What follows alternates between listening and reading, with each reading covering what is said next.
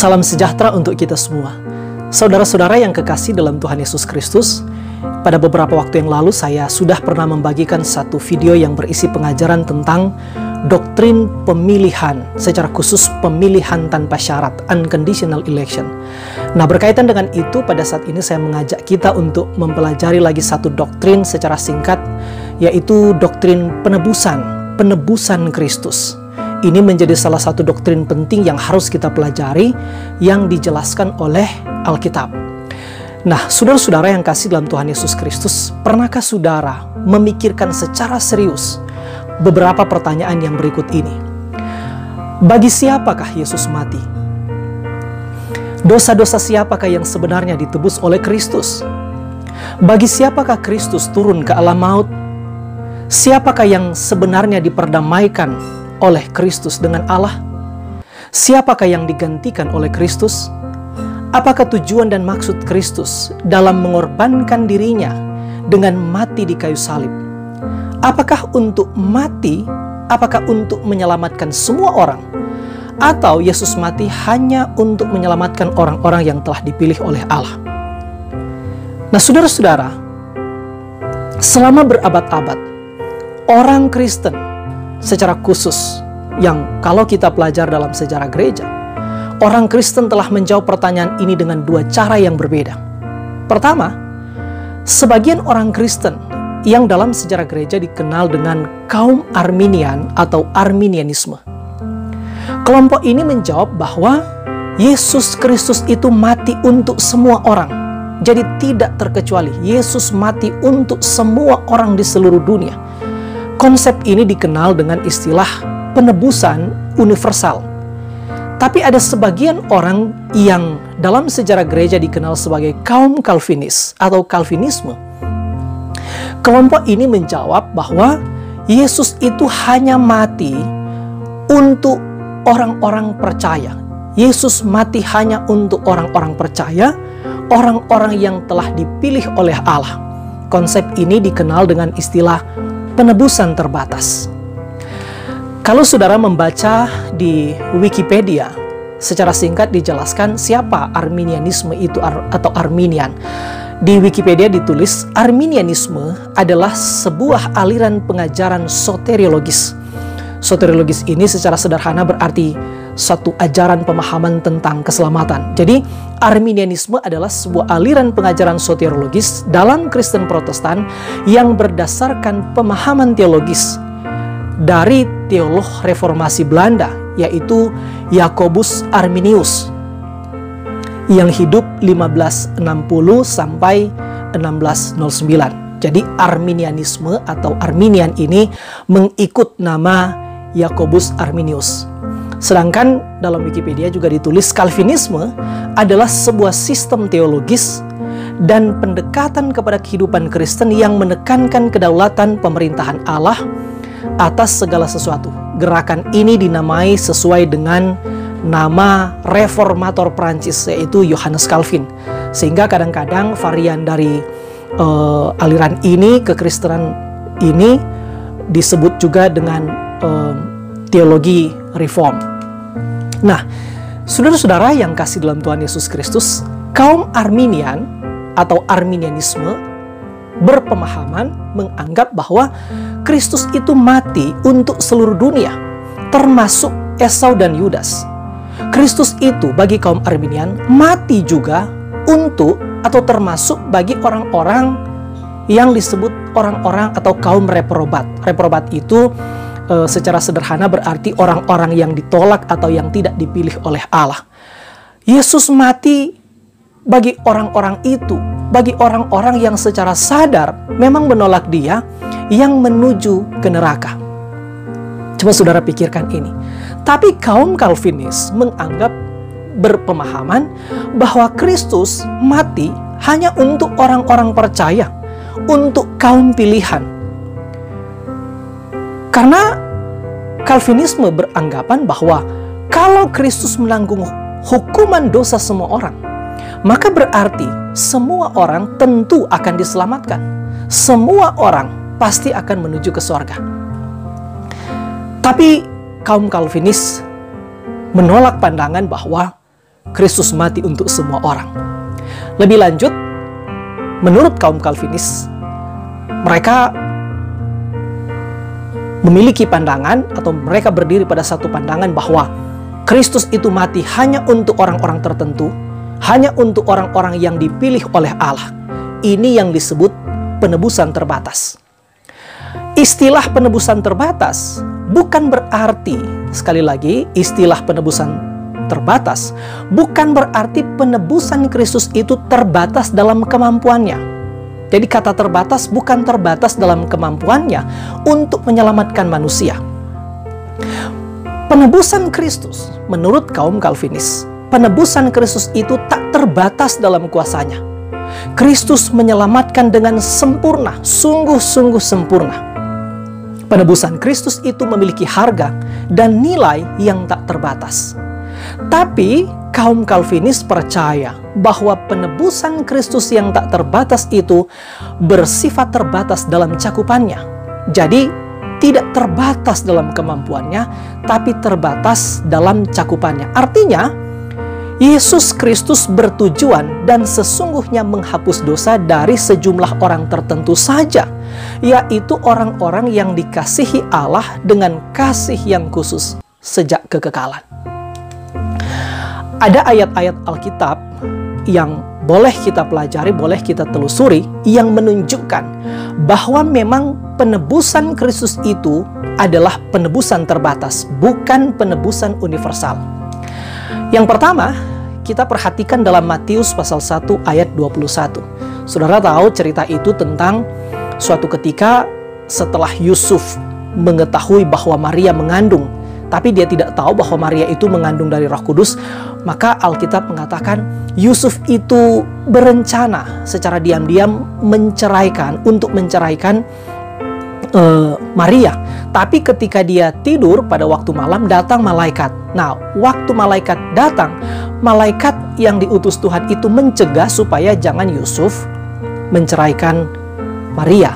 Lalu ada yang dikatakan oleh malaikat itu kepada Yusuf, kalau saudara perhatikan dalam Matius 1 ayat 21 dikatakan, ini kata-kata malaikat, ia, maksudnya Maria, akan melahirkan anak laki-laki dan engkau, Yusuf, akan menamakan dia Yesus, karena dialah yang akan menyelamatkan umatnya dari dosa mereka.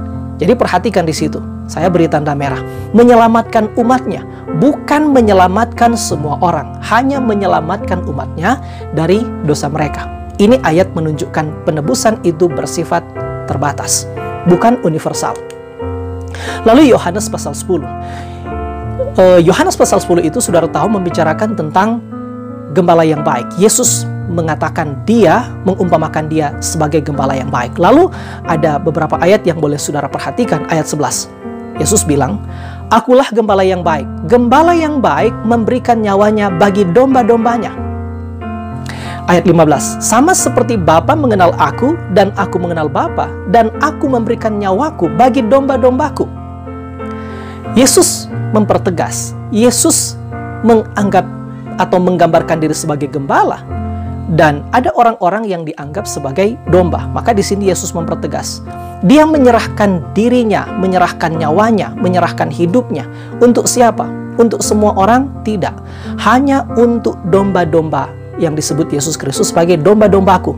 Lalu kalau saudara baca dalam Yohanes pasal 10, memang ada reaksi, ada kemarahan dari orang-orang Yahudi. Karena kemarahan itu mereka mengambil batu untuk melempari Yesus. Tapi kemudian saudara perhatikan di ayat 26, Yesus bereaksi terhadap orang-orang yang tidak percaya. Apa yang Yesus katakan? Yesus katakan begini, "Tetapi kamu tidak percaya karena kamu tidak termasuk domba-dombaku." Jadi ada orang-orang yang disebut oleh Kristus domba-dombaku, dan ada yang orang-orang yang tidak percaya kepada Yesus Kristus, orang-orang yang menolak dia.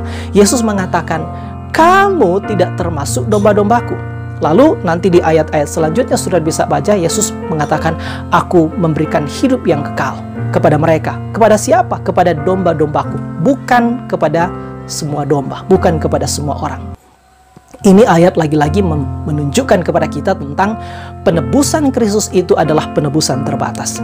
Lalu bagian ayat Alkitab berikut, Yohanes pasal 15, ayat 13 dan 14. "Tidak ada kasih yang lebih besar daripada kasih seorang yang memberikan nyawanya untuk sahabat-sahabatnya. Kamu adalah sahabatku, jikalau kamu berbuat apa yang kuperintahkan kepadamu. Perhatikan ayat ini. Tidak ada kasih yang lebih besar daripada kasih seorang yang memberikan nyawanya untuk sahabat-sahabatnya. Kamu adalah sahabat-sahabatku. Yesus mempertegas bahwa dia mati, dia memberikan nyawanya, dia mengorbankan hidupnya hanya untuk orang-orang tertentu, bukan untuk semua orang. Lalu Kisah Para Rasul pasal 20 ayat 28. Karena itu, jagalah dirimu dan jagalah seluruh kawanan, karena kamulah yang ditetapkan Roh Kudus menjadi penilik untuk menggembalakan jemaat Allah yang diperolehnya dengan darah anaknya sendiri. Ayat ini memberitahu kita sekali lagi tentang penebusan terbatas. Darah Yesus dicurahkan untuk siapa? Bukan untuk semua orang, hanya untuk sekelompok orang yang di ayat ini dikatakan jemaat Allah. Lalu kalau kita membaca Efesus pasal 5, hai suami, kasihilah istrimu sebagaimana Kristus telah mengasihi jemaat dan telah menyerahkan dirinya baginya untuk menguduskannya sesudah ia menyucikannya dengan memandikannya dengan air dan firman, supaya dengan demikian ia menempatkan jemaat di hadapan dirinya dengan cemerlang, tanpa cacat atau kerut atau yang serupa itu, tetapi supaya jemaat kudus dan tidak bercelah. Jadi ayat ini Paulus memberi penjelasan, Paulus memberi penggambaran tentang hubungan suami istri sebenarnya adalah gambaran tentang hubungan Kristus dengan jemaat. Kristus diumpamakan, digambarkan sebagai suami atau mempelai laki-laki, dan gereja atau jemaat diumpamakan sebagai istri atau mempelai wanita. Nah, ayat-ayat ini lagi-lagi mempertegas tentang untuk siapa Kristus mati. Darah Yesus dicurahkan untuk siapa? Untuk siapa Yesus menyerahkan nyawanya? Di sini dikatakan untuk jemaatnya. Supaya apa? Supaya jemaatnya kudus dan tidak bercelah. Lalu kita kalau kembali ke Yohanes pasal 6, ditulis begini. Semua yang diberikan Bapa kepadaku akan datang kepadaku, dan barang siapa datang kepadaku, ia tidak akan kubuang. Sebab aku telah turun dari sorga bukan untuk melakukan kehendakku, tetapi untuk melakukan kehendak Dia yang telah mengutus aku. Dan inilah kehendak Dia yang telah mengutus aku, yaitu supaya dari semua yang telah diberikannya kepadaku jangan ada yang hilang, tetapi supaya kubangkitkan pada akhir zaman. Ayat 40. Sebab inilah kehendak Bapakku, yaitu supaya setiap orang yang melihat Anak dan yang percaya kepadanya beroleh hidup yang kekal, dan supaya aku membangkitkannya pada akhir zaman. Jadi perhatikan saudara, di sini dikatakan untuk siapa Yesus mati. Darah Yesus yang dicurahkan itu untuk menjamin kebangkitan siapa? Di sini dikatakan untuk menjamin kebangkitan orang-orang, sekelompok orang, yaitu orang-orang yang diberikan oleh Bapa, oleh Allah Bapa kepada Yesus Kristus, bukan untuk semua orang. Lalu ayat yang paling populer, yang banyak orang sudah sangat menghafalnya, Yohanes 3 ayat 16. Apa yang dikatakan di situ? Karena begitu besar kasih Allah akan dunia ini, sehingga Ia telah mengaruniakan Anaknya yang tunggal, supaya setiap orang yang percaya kepadanya tidak binasa, melainkan beroleh hidup yang kekal. Karena begitu besar kasih Allah akan dunia ini, sehingga Ia telah mengaruniakan Anaknya yang tunggal, supaya setiap orang yang percaya kepadanya tidak binasa, melainkan beroleh hidup yang kekal. Yesus menyelamatkan siapa? Yesus menjamin hidup kekalnya siapa? Bukan semua orang, hanya orang-orang yang percaya kepada Yesus Kristus. Nah, saudara-saudara yang kasih dalam Tuhan Yesus Kristus, saya di video-video yang sebelumnya sudah pernah menjelaskan bahwa orang yang percaya itu, orang yang percaya kepada Yesus Kristus itu adalah orang-orang yang memang sejak kekekalan sudah dipilih oleh Allah Bapa. Jadi Allah Bapa yang memilih mereka, dan karena mereka dipilih, Roh Kudus menuntun mereka untuk menjadi percaya kepada Yesus Kristus. Dari ayat-ayat yang dijelaskan tadi, ada kesimpulan-kesimpulan sederhana yang bisa kita tarik dari itu. Yang pertama, Allah Bapa sejak kekekalan sudah memilih siapa yang akan diselamatkan. Itu yang kita baca misalnya dalam Efesus pasal 1. Sebab di dalam Kristus Allah telah memilih kamu sebelum dunia dijadikan. Allah memilih kita sebelum dunia dijadikan. Jadi memang ada orang-orang yang dipilih, ada orang-orang yang tidak dipilih. Allah Bapa memilih. Lalu yang kedua, Allah Anak, yakni Yesus Kristus, mati untuk menyelamatkan hanya orang-orang pilihan Allah. Ini yang disebut penebusan terbatas. Jadi Allah Bapa memilih, dan orang-orang yang dipilih oleh Allah itu, kepada merekalah Yesus Kristus mati. Yesus Kristus mati, Yesus Kristus menyerahkan nyawanya, Yesus Kristus mencurahkan darahnya untuk menjamin keselamatan orang-orang yang memang telah dipilih oleh Allah Bapa. Terkait dengan itu boleh kita tambahkan. Yang ketiga, Allah Roh Kudus. Apa tugasnya?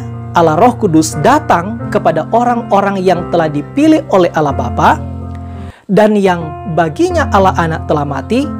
Allah Roh Kudus ini yang membuat mereka yang mati. Allah Roh Kudus ini membuat mereka siapa? Yaitu orang-orang yang telah dipilih oleh Allah dan Yesus Kristus mati bagi mereka. Maka Roh Kudus membuat mereka mati terhadap dosa, dan Roh Kudus ini membangkitkan mereka secara rohani, atau dalam istilah lain, Roh Kudus inilah yang melahirkan kembali orang-orang yang telah dipilih dan yang telah ditebus oleh Yesus Kristus. Jadi Allah Bapa memilih, Allah Anak menebus, Allah Roh Kudus melahirkan kembali, membangkitkan kembali, melahirbarukan orang-orang pilihan Allah.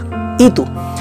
Dengan demikian dapat dikatakan bahwa tujuan Allah Bapa, Allah Anak, dan Allah Roh Kudus itu selaras atau sama. Demikian penjelasan secara singkat tentang penebusan terbatas. Tuhan Yesus memberkati. Saudara-saudara yang kekasih dalam Tuhan Yesus Kristus, apa yang baru saja saya sampaikan tadi saya yakini sebagai prinsip-prinsip kebenaran. Tapi saya tetap menganjurkan saudara untuk membaca Alkitab.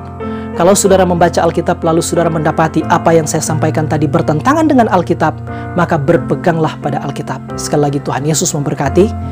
Amin.